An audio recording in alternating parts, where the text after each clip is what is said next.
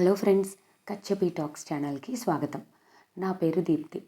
మనం Arabian nights కథల నుండి రాగి నాణెం తెచ్చిపెట్టిన అదృష్టం అనే కథని చెప్పుకుంటూ ఉన్నాం. ఇంతకు ముందు వీడియోలో మనం ఈ కథ కొంత భాగాన్ని తెలుసుకున్నాం.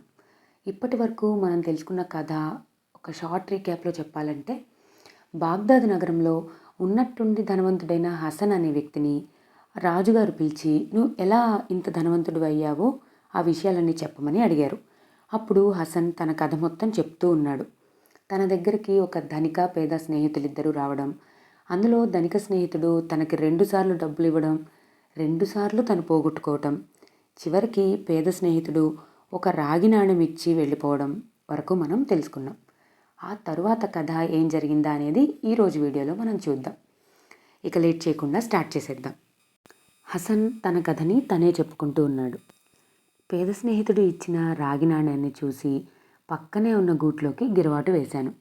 ఆ తర్వాత నా భార్య, పిల్లలు, నేను భోజనాలు చేశాము. దైవ ప్రార్థన చేసిన తర్వాత నిద్రకి ఉపక్రమించాము. అంతలో పొరుగింటి జాలరి భార్య వచ్చి మా తలుపు తట్టింది. ఎవరో మన ఇంటి తలుపు తడుతున్నారు, వెళ్ళి చూడు అని నా భార్యతో అన్నాను. నా భార్య వెళ్ళి తలుపు తీసింది. కొద్ది నిమిషాలు గడిచిన తర్వాత తిరిగి వచ్చింది. ఎవరా వచ్చింది అని అడిగాను. పొరుగింటి జాలరి భార్య. వాళ్లకున్న ఒక్క వల చిరిగిపోయిందట. దాన్ని ఈ రాత్రికి కుట్టి రేపు ఉదయాన్నే చేపలు పట్టడానికి సముద్రం మీదకి వెళ్ళాలట. అలా వెళ్ళకపోతే రేపు వాళ్ళింట్లో పస్తులేనట. జాలరి వల కుట్టాలని చూస్తే ఇంట్లో దారపు కండ లేదట. అది కొనేందుకు వాళ్ళ దగ్గర రాగి నాణెం కూడా లేదంట. ఎవరినైనా అడిగి ఒక్క రాగి నాణెమైనా తీసుకురమ్మని భార్యని వీధిలోకి పంపించాడట. ఎంతమందిని అడిగినా చిల్లిగవ్వ కూడా అప్పు పుట్టలేదట. ఆఖరు ప్రయత్నంగా మన ఇంటికి వచ్చిందట. మా వారిని అడిగి చూస్తాను, ఉండమని చెప్పి ఇలా వచ్చాను అని నా భార్య చెప్పింది. నేను పడక మీద నుండి లేచి గూట్లో ఉన్న రాగి నాణెం తీసుకుని నా భార్యతో సహా వీధి గుమ్మం వద్దకి వచ్చాను. అక్కడ జాలర్ భార్య మా కోసం ఒక్క రాగి నాణెం కోసం ఎంతో ఆశతో ఎదురు చూస్తూ నిల్చుంది. నేను రాగి నాణ్యాన్ని ఆమె చేతికిస్తూ, చూడు చెల్లెమ్మ, నా అదృష్టాన్ని పరీక్షించుకోమని ఒక స్నేహితుడు ఈ రాగి నాణ్యాన్ని నాకిచ్చాడు. ఇది నాకెందుకు పనికిరాదు. మీకు సహాయపడుతుందంటే అంతకంటే ఇంకేం కావాలి, తీసుకువెళ్ళు అని అన్నాను. జాలర్ భార్య చేతులెత్తి నమస్కరిస్తూ, హసన్ భయ్యా, ఈనాడు నువ్వు చేసిన సహాయం మాకెంతో విలువైంది. మీ సహృదయత నన్నెంతో ముగ్ధురాల్ని చేసింది. మీరు చేసిన ఈ సహాయానికి ప్రతిఫలంగా నేను ఒక వాగ్దానం చేస్తున్నాను.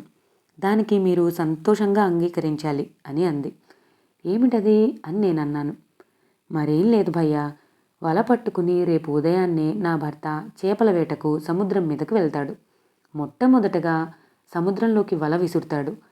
తిరిగి వల పైకి లాగినప్పుడు వలలో ఎన్ని చేపలు పడితే అన్ని చేపలు మీవే అని జాలరి భార్య అంది.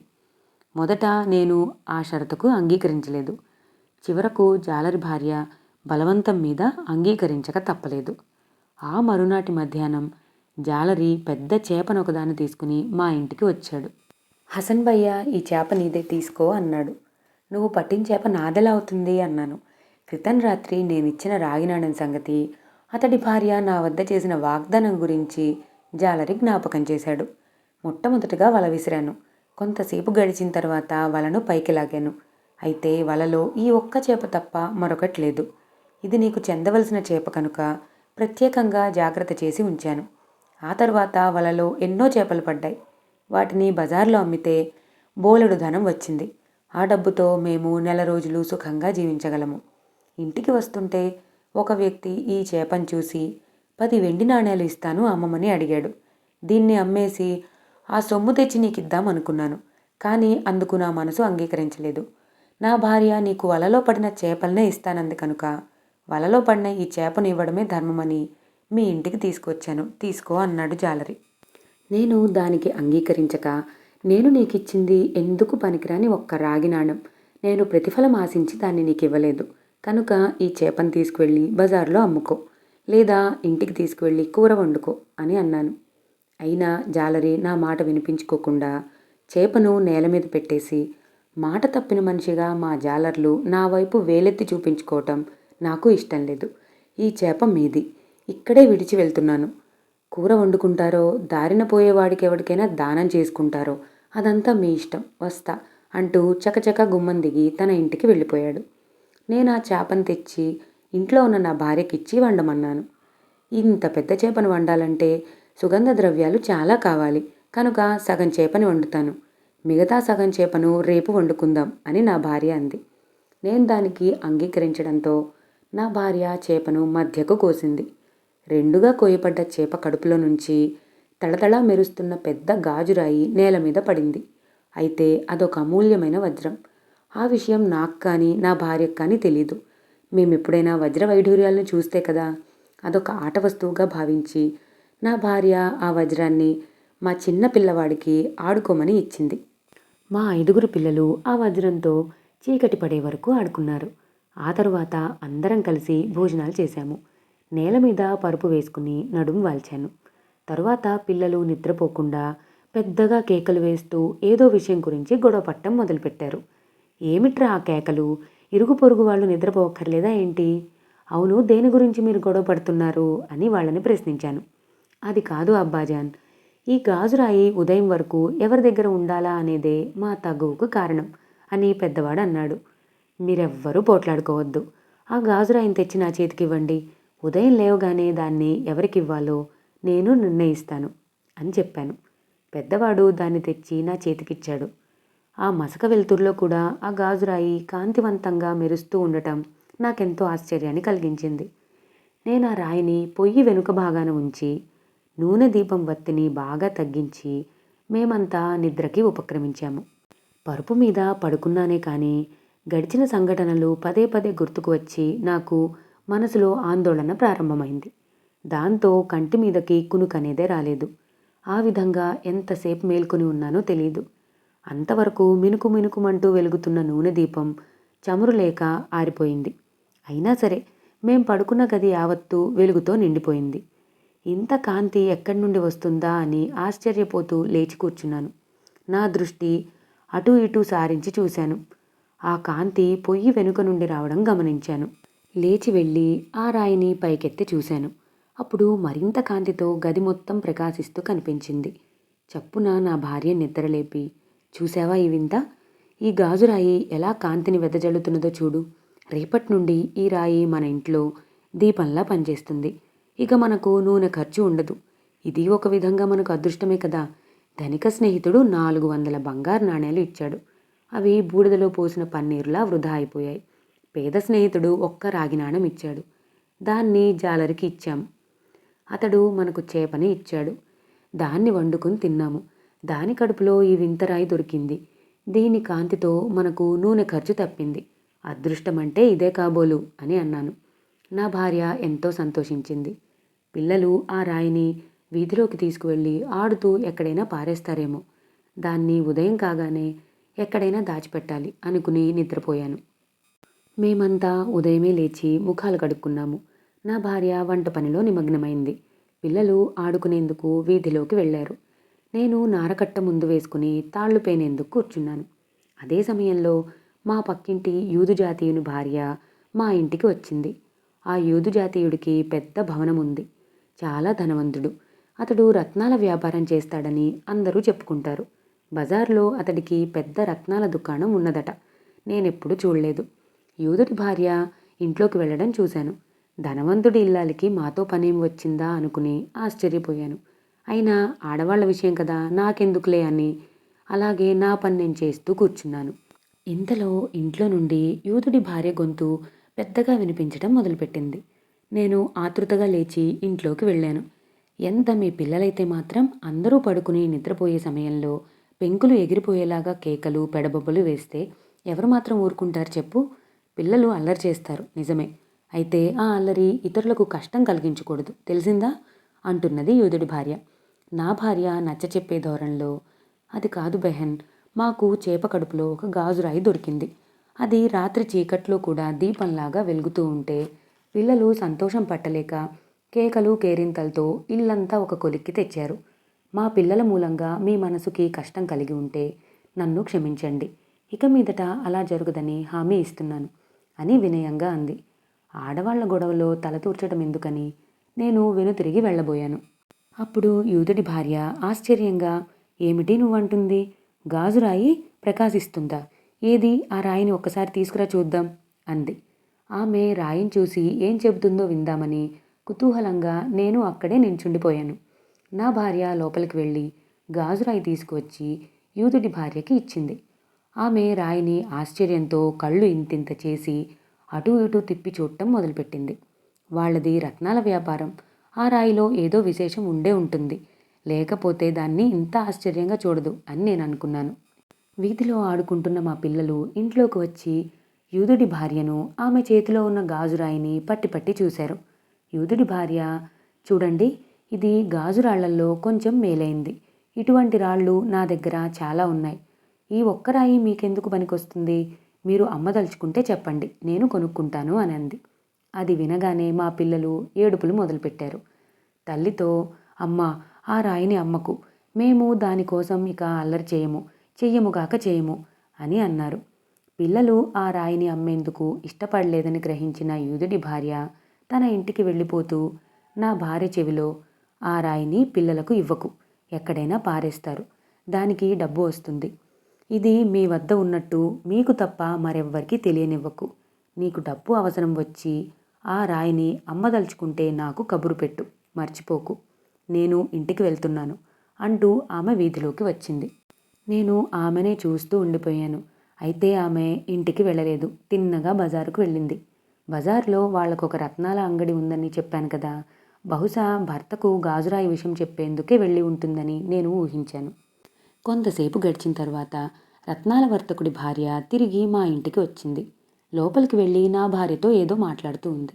విషయమేంటో తెలుసుకుందామని చేస్తున్న పని ఆపి నేను కూడా ఇంట్లోకి వెళ్ళాను.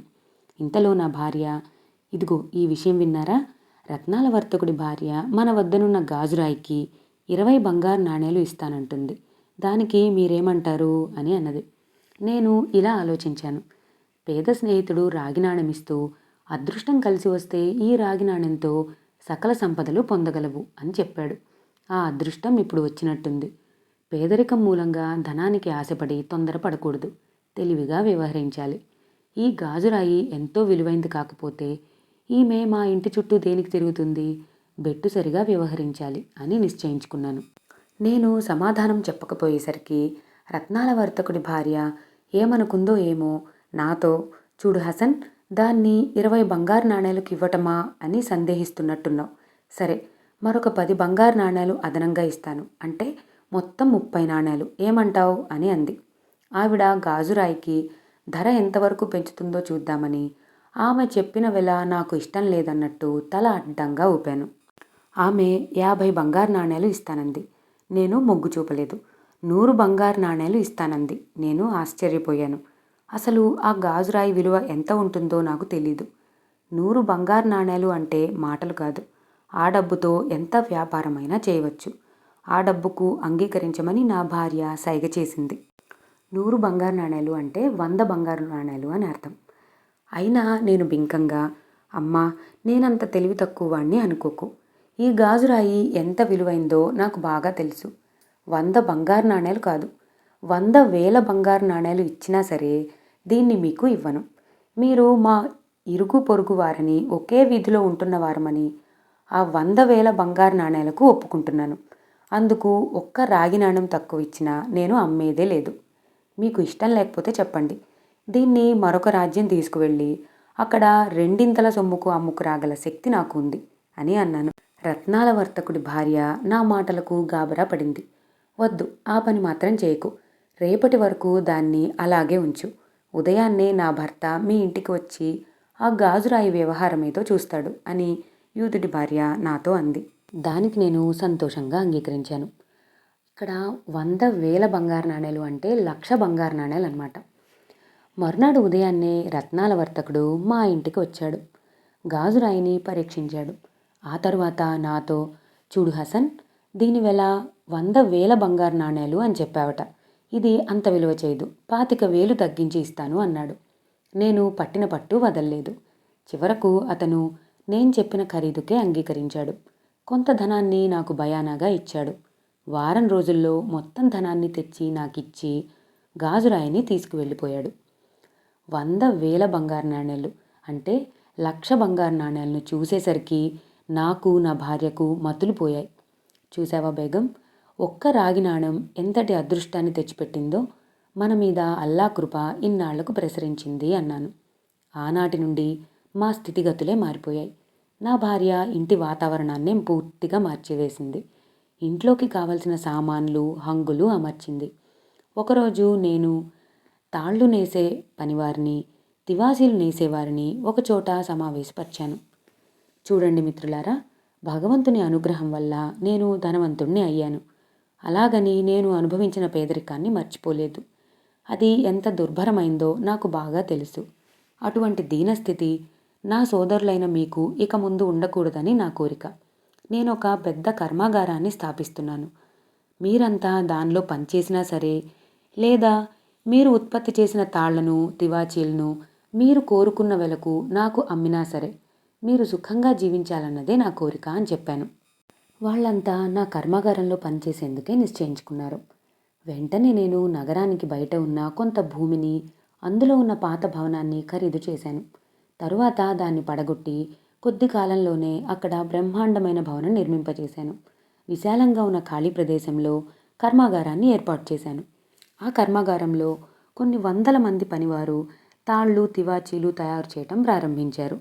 అనేక ప్రాంతాల్లో మా కార్యాలయాలు వెలిశాయి. ఉత్పత్తి ప్రారంభమైంది. వాటి అమ్మకాలు జరుగుతున్నాయి. ఊహించని విధంగా లాభాలు రావటం మొదలుపెట్టాయి. నా ఆనందానికి అవధులు లేకపోయాయి. ఆ స్నేహితులిద్దరూ నా నుండి ఇటువంటి అభివృద్ధిని కోరుకున్నారు. నేను ఆ అభివృద్ధిని సాధించాను. ఇప్పుడు ఆ స్నేహితులిద్దరూ ఇక్కడికి వస్తే ఎంత బాగుండును అని అనుకుంటూ ఉండేవాణ్ణి. వ్యాపారంలో బాగా అభివృద్ధి సాధించిన తర్వాత నేను కుటుంబంతో సహా పాత ఇంటిని విడిచిపెట్టి కొత్త భవనంలోకి ప్రవేశించాను. ఆ తరువాత కొద్ది రోజులకే స్నేహితులిద్దరూ మా పాత ఇంటికి వెళ్ళారంట. అక్కడ నేను కనిపించకపోయేసరికి పక్కింటి వారిని నా గురించి అడిగారట. మీకింకా ఈ విషయం తెలీదా? అతడిప్పుడు ఎంతో గొప్ప ధనవంతుడయ్యాడు.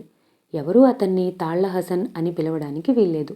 ఖ్వాజా హసన్ సాహెబ్ అని మర్యాదపూర్వకంగా వ్యవహరించాలి. అతడు నగర శివార్లలో పెద్ద భవనం కట్టించాడు. ప్రస్తుతం అక్కడే ఉంటున్నాడు అని చెప్పాడట. మిత్రులిద్దరూ నా భవనం ఎక్కడుందోనని తెలుసుకుని వచ్చారు. నా భవనాన్ని చూసి, ఇది మన హసన్ భవనం అయి ఉండదు, ఏ మంత్రిదో అయి ఉంటుంది అన్నాడట ధనిక స్నేహితుడు. అయినా పేద స్నేహితుడు తలుపు వద్ద కాపలాగా ఉన్న ద్వారపాలకుడితో, ఏమయ్యా, ఈ భవనం ఖ్వాజా హసన్ సాహెబ్ గారిదేనా అని అడిగాడట. అప్పుడు ద్వారపాలకుడు వాళ్లకు వంగి సలాం చేసి, అవునండి, మీరు లోపలికి దయచేయండి. వారిప్పుడు తమ కార్యాలయంలో కూర్చుని పనివాళ్లకు ఇవ్వవలసిన జీతభత్యాలు లెక్కలు చూస్తున్నారు. నేను ముందుగా వెళ్ళి మీ రాకను మా యజమానికి మనవి చేస్తాను అని అన్నాడట. మిత్రులిద్దరూ వచ్చిన విషయం నాకు ద్వారపాలకుడి ద్వారా తెలిసింది. అల్లంత దూరాన వస్తున్న స్నేహితులిద్దరిని చూస్తూనే గౌరవభావంతో చివాలున లేచి వారికి ఎదురేగి స్వాగతం పలికాను. వారిని తీసుకువచ్చి సముచిత స్థానాల్లో కూర్చుండబెట్టాను. కొంతమంది పనివారు వచ్చి వారికి వింజామరలు వేచటం మొదలుపెట్టారు. మరికొందరు మధుర ఫలాలు, ద్రాక్ష పానీయాలు తెచ్చి వారి ముందు ఉంచారు. నా వైభవం, సుఖభోగాలు చూసిన స్నేహితులు ఎంతో ఆశ్చర్యపోయారు. నీ అభివృద్ధికి నేనెంతో సంతోషిస్తున్నాను. నేను నీకిచ్చిన 400 బంగారు నాణేలను జాగ్రత్తగా దాచి ఆ పెట్టుబడితో వ్యాపారం ప్రారంభించి ఇంతటి వాడివి అయ్యావు. నా స్నేహితుడి వద్ద నేను చేసిన శపథాన్ని నిలబెట్టావు. నాకంతే చాలు అని ధనిక స్నేహితుడు అన్నాడు. అప్పుడు నేను, అయ్యా, అబద్ధాలు చెప్పడం నాకు అలవాట్లేదు. నేను ఆనాడు ఈనాడు ఒకే మాట చెబుతున్నాను. మీరిచ్చిన 400 నాణేలు పోయిన మాట వాస్తవం. ఈ నా ఐశ్వర్యానికి, అభివృద్ధికి మీ స్నేహితుడిచ్చిన రాగి నాణెమే కారణం అంటూ ఆ వృత్తాంతం మొత్తం వాళ్లకు వినిపించాను. అది విన్న పేద స్నేహితుడు సంతోషంతో తల పంకిస్తూ మందహాసం చేశాడు. తన ధనిక స్నేహితుడి వంక ఓరకంట చూశాడు. అయితే ధనిక స్నేహితుడు మాత్రం నా మాటలు నమ్మలేదు. తాను చెప్పిందే యథార్థమని వాదించాడు. హసన్ చెప్పిందే సత్యమని పేద స్నేహితుడు వాదించాడు. ధనిక స్నేహితుడు కోపంగా, చూడు మిత్రమా, తలపాగా గద్ద తన్నుకుపోవటం, జాడీలో దాచిన డబ్బుతో సహా చవుడు వర్తకుడికి అమ్మటం ఎంత అబద్ధమో, చేప కడుపులో వజ్రం దొరకటం కూడా అంతే అబద్ధం. ఈ హసన్ నేనిచ్చిన డబ్బుతోనే ధనవంతుడయ్యాడు అని అన్నాడు. స్నేహితులిద్దరి వాదన నాకు భయాన్ని కలిగించింది. ఈ విషయంలో వారు స్నేహాన్ని వదిలి ఎక్కడ శత్రువులవుతారో అనేదే నా బెంగ. అప్పుడు నేను, అయ్యలారా, నాకు అదృష్టం కొద్దీ వచ్చిన 100,000 బంగారు నాణేల కన్నా మీ ఇద్దరి స్నేహం ఎంతో విలువైంది. ఈ లోకంలో స్నేహాన్ని మించింది ఏదీ లేదు. నా గురించి మీరు వాదులాడుకోవటం ధర్మం కాదు. దేనివల్లనైతేనేమి నేను అభివృద్ధిలోకి రావడమే కదా మీకు కావాల్సింది. మీ కోరిక ఫలించింది కదా, ఆ విషయాన్ని మర్చిపోండి. ఈ రాత్రికి మీరు మా అతిథులు. విందు భోజనాలు ఏర్పాటు చేస్తాను. రాత్రికి ఇక్కడ విశ్రమించి ఉదయమే పడవ మీద నదిని దాటి అవతలకి వెళ్దాము. అక్కడ నేను నిర్మించిన కర్మాగారము, కొత్త భవనము ఉన్నాయి. వాటిని చూసి మధ్యాహ్న భోజనానికల్లా తిరిగి ఇక్కడికి వద్దాము అని అన్నాను. స్నేహితులిద్దరూ సంతోషంగా అంగీకరించారు. ఆ రాత్రి విందు భోజనాలు ఆరగించాము. హంసతూలిక తల్పం మీద సుఖనిద్రపోయాము. తెల్లవారింది. ముగ్గురము రొట్టెలు తిని పడవ మీద అవతలి గట్టుకు బయలుదేరాము. నేను కొత్తగా కట్టించిన మరొక భవనం నదీ తీరానికి ఆనుకునే ఉంది. పడవ ఒడ్డుకు చేరింది. మేము పడవ దిగి భవనంలోకి వెళ్ళాము. భవనం మొత్తం స్నేహితులకు చూపించాను. తరువాత వారిని ఉద్యానవనంలోకి తీసుకువెళ్ళాను. ఉద్యానవనంలో సువాసనలు వెదజల్లే పూల చెట్లు, మధుర ఫలాలను ఇచ్చే అనేక చెట్లు ఉన్నాయి. ఆ వాతావరణం స్నేహితులకు బాగా నచ్చింది. వాళ్ళు ఆనందంతో పరవశించిపోయారు. మేము ఉద్యానవనంలో విహరిస్తూ ఉండగా చదువుకుంటున్న నా పెద్ద కొడుకులిద్దరూ తమ తోటి విద్యార్థులతోనూ ఉపాధ్యాయులతోనూ మా తోటకు వచ్చారు. అక్కడ మేము ఉండటం చూసి ఇద్దరూ పరిగెత్తుకుంటూ మా వద్దకు వచ్చారు. ఏంటి ఇలా వచ్చారు అని పిల్లల్ని అడిగాను. నాన్నగారు, మేమంతా విహారానికి వెళ్దాం అనుకున్నాము. ఉపాధ్యాయులు ఎక్కడికో వెళ్దామన్నారు. మా పళ్ళ తోట ఉంది, అక్కడికి వెళ్దామని వాళ్ళను ఒప్పించి ఇక్కడికి తీసుకొచ్చాం అని పిల్లలన్నారు. సరే, వెళ్ళి ఆడుకోండి. పళ్ళు కోసుకుంటే కోసుకున్నారు కానీ చెట్ల కొమ్మలు మాత్రం విరగ్గొట్టకండి అని పిల్లలతో అన్నాను. చెట్లు ఎక్కినా పక్షుల గూళ్ళ కోసమే ఎక్కుతాము అని పిల్లలన్నారు. నాకు అర్థం కాక, గూళ్ళేం చేసుకుంటారు? గూళ్ళు తీసేస్తే పాపం, పక్షులకు గూళ్ళు లేకుండా పోతాయిరా, ఆ పని మాత్రం చేయకండి, అది చాలా పాపం అని అన్నాను. మా పెద్దవాడు నవ్వి, గూళ్ళు పాడు చేయను నాన్నగారు, పక్షుల గూళ్ళలో సంజీవని పుడకలు ఉంటాయని, ఆ పుల్లలు నెత్తిమీద పెట్టుకుంటే ఎవరికీ కనిపించరని కథల్లో చదివాము. గూళ్ళలో నుంచి పుడకలు మాత్రమే తీస్తాము అంటూ పరిగెత్తుకుంటూ వాళ్ళ స్నేహితుల దగ్గరకు వెళ్ళిపోయారు. మేం ముగ్గురం ఆరుబయట కూర్చుని ఏవో కబుర్లు చెప్పుకుంటూ ఉన్నాము. అంతలో నా పెద్ద కొడుకు వేగంగా మా వైపే పరిగెత్తుకురావటం కనిపించింది. వాడి చేతిలో ఏదో ఒక వస్తువు ఉంది. వాడు నా దగ్గరికి వస్తూనే చేతిలోని వస్తువుని నా చేతిలో పెట్టి, చూడండి నాన్నగారు, ఇదేదో గుడ్డకు చుట్టిన మూటలా ఉంది, బరువుగా కూడా ఉంది. నేను పక్షి గూడు కోసం చెట్టు ఎక్కితే గూట్లో ఈ మూట దొరికింది అని అన్నాడు. నేను ఆ మూటను అటు ఇటు తిప్పి పరీక్షగా చూశాను. దానికి అంటుకున్న మట్టిని దులిపాను. అప్పటికి కానీ అదేంటో అర్థం కాలేదు. అది ఇంకేదో కాదు, గద్ద ఇంతకుముందు బజార్లో తన్నుకుపోయిన నా టోపీ. అది బరువుగా ఉండటానికి కారణం దానిలో ఉన్న బంగారు నాణేల సంచి అని నిర్ధారణ చేసుకున్నాను. సరే, నువ్వెళ్ళు అని నా కొడుకుతో చెప్పి స్నేహితుల వంక చూస్తూ నవ్వాను. ఖ్వాజా హసన్ సాహెబ్ దేనికి నవ్వుతున్నారు అని ధనిక స్నేహితుడు అడిగాడు.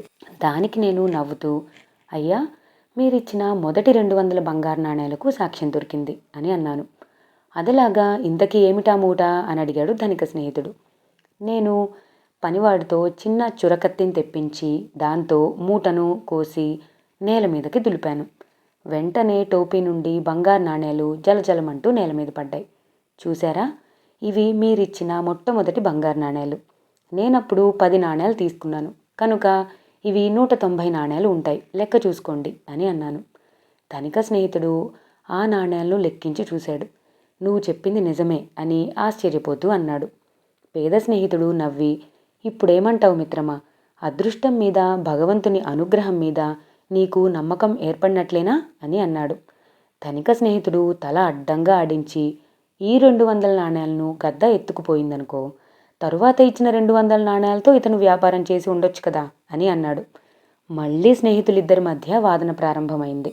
వారి వాదనని అక్కడతో ఆపేయాలన్న ఉద్దేశంతో నేను వారితో, మనం ఇప్పుడు బాగ్దాద్ నగరంలో ఉన్న మన వ్యాపార సంస్థలను చూడ్డానికి అక్కడికి వెళ్దాం అని చెప్తూ పనివారిని పిలిచి, మేము నగరంలోకి వెళ్ళాలి, 3 గుర్రాలని సిద్ధం చేయండి, అలాగే మీలో 2 మాతో రండి అని పనివారిని ఆజ్ఞాపించాను. క్షణంలో జీనులు వేసిన 3 గుర్రాలను మా ముందుకు తీసుకువచ్చారు. మేము ముగ్గురం ఆ గుర్రాలను అధిరోహించి నగరం వైపుకు బయలుదేరాం. ఆ ఇద్దరు పనివారు మాతో సమానంగా పరిగెత్తుకుంటూ మా వెనక వస్తూ ఉన్నారు. ఇంతలో నేను ఎక్కిన గుర్రం కళ్ళెం వేసినట్టు ఆగిపోయింది. ఏమిరా, ఏమైంది దీనికి అని వెనుకగా వస్తున్న పనివాణ్ణి అడిగాను. అతను భయపడిపోతూ, దీనికి నిన్నటి నుండి జ్వరం వస్తుంది ప్రభు, మందులు వేశాము. ఉదయం నుండి ఇది పచ్చి మంచినీళ్లు తాగలేదు, మేత కూడా మేయలేదు. మన గుర్రాలు కొన్ని ఉదయాన్నే పొలం పనులకు వెళ్ళాయి. కావలసింది 3 గుర్రాలు కాబట్టి ఉన్న 2 గుర్రాలతో పాటు దీన్ని కూడా తీసుకువచ్చాం ప్రభు. ఇప్పుడు దీనికి అంత తిండి పెడితే సరిపోతుంది అయ్యగారు అని వాడన్నాడు. మధ్యలో ప్రయాణం ఆగినందుకు నాకు వాడి మీద చెప్పరానంత కోపం ముంచుకొచ్చింది. ఏరా, ఆ విషయం ముందే చెప్పొచ్చు కదా. సరే, అలా వెళ్ళి ఎక్కడైనా దీనికి తిండి దొరుకుతుందేమో చూసి తీసుకురా అంటూ వాడితో అన్నాను. వాడు చెమటలు తుడుచుకుంటూ ముక్కుకు సూటిగా పరిగెత్తుకుంటూ వెళ్ళిపోయాడు. మేం ముగ్గురం గుర్రాలు దిగి ఓ చెట్టు నీడన కూర్చున్నాము. కొద్ది క్షణాలు గడిచిన తర్వాత ఆ పనివాడు ఓ పాత మట్టి జాడీని భుజాన పెట్టుకుని పరిగెత్తుకుంటూ మా వద్దకు వచ్చాడు. ఏమిట్రా అది అని అడిగాను. ఇది గుర్రాలు తినే పుట్టండి. దూరంగా కనిపించే ఆ ఇంటి వద్ద ఓ చౌడు అమ్ముకునే వ్యాపారి ఉన్నాడు. గుర్రం తినేందుకు ఏదైనా దొరుకుతుందా అని అడిగాను. అదిగో ఆ మూల జాడి ఉంది, అందులో పొట్టుంది. ఆ పొట్టును గుర్రాలు ఆప్యాయంగా తింటాయి, పట్టుకెళ్ళు అని అన్నాడు. వాడి చేతిలో ఓ వెండి నాణెం పెట్టి, దీన్ని తీసుకొచ్చానయ్యగారు అని చెప్పాడు ఆ పనివాడు.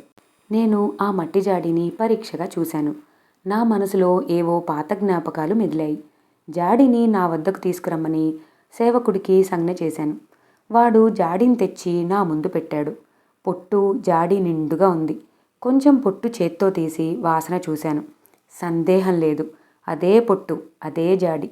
అల్లా కృప వల్ల నా నిజాయితీ రుజువు కావాలంటే అందులో నేను దాచిన బంగారు నాణేలు తప్పకుండా ఉండి ఉండాలి అని అనుకున్నాను.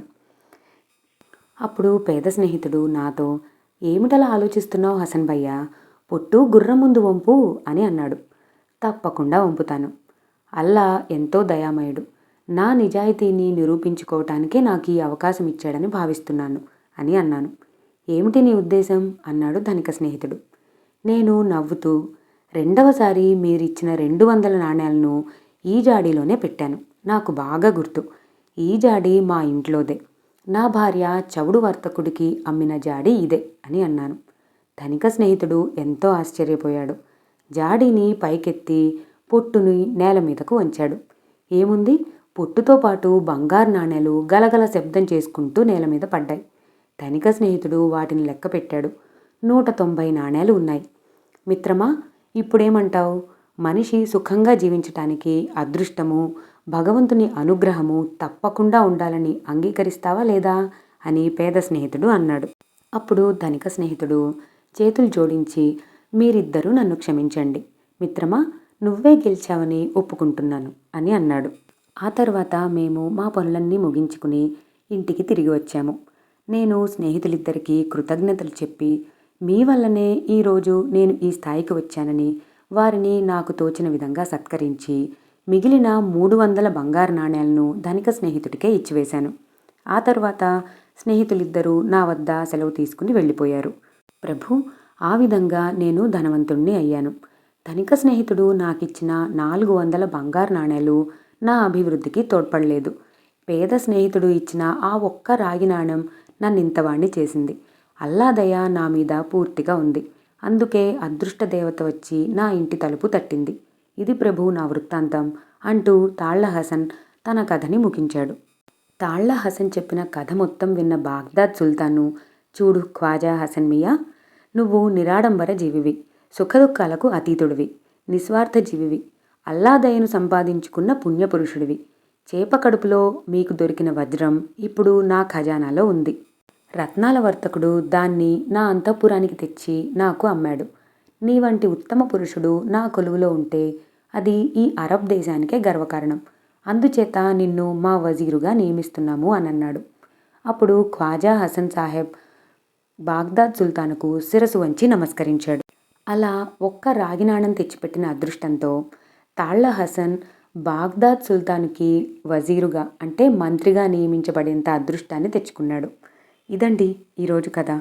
ఈ కథ మీ అందరికీ నచ్చితే ఈ వీడియోని లైక్ చేయండి, మీ ఫ్రెండ్స్ అందరితో షేర్ చేసుకోండి.